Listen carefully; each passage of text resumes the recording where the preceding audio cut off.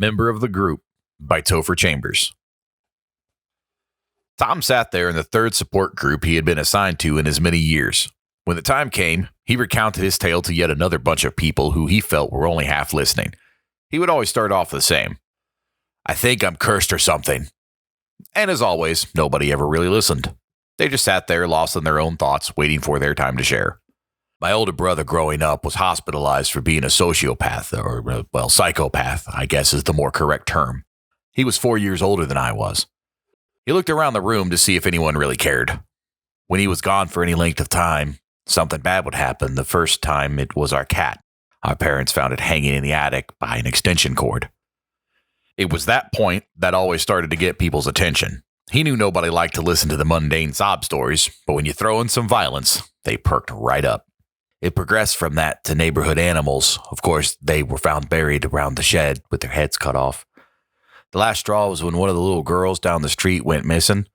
He stopped for a dramatic pause and waited for that one to settle in. She was found a week later, and my brother was taken away shortly after. The police said that they found some of his things with the body, and his fingerprints were at the scene. We moved to a new town after. Now, he could see people start to question why he said that he was cursed, since it was his brother was the one who was troubled. 4 years later, my favorite uncle was arrested for the assault and murder of 3 teenage girls from my school. I knew them. They were in my class. He looked down at the lecture. I really cared about Lori. She was really nice to me. He sighed. We had to move again. The tone of the room changed. They started to feel pity for Tom. He was a sad man who had a sad childhood. They thought that was going to be the end of his story, but he just kept talking. Tom, still looking down. After graduation, some 3 years later, I was working for a small company in a town down from where I was raised. I was dating this really nice girl from work, Tina. Nobody knew what my family had done, and I was well liked. He shuffled behind the podium, kind of rubbing the soles of his shoes on the hardwood floor.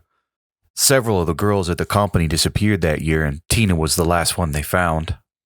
He finally looked up at the crowd to see everyone watching him, and it made him a little nervous. It always did the first time he told the complete story. Turns out the boss had a thing for younger girls and got angry when they turned him down.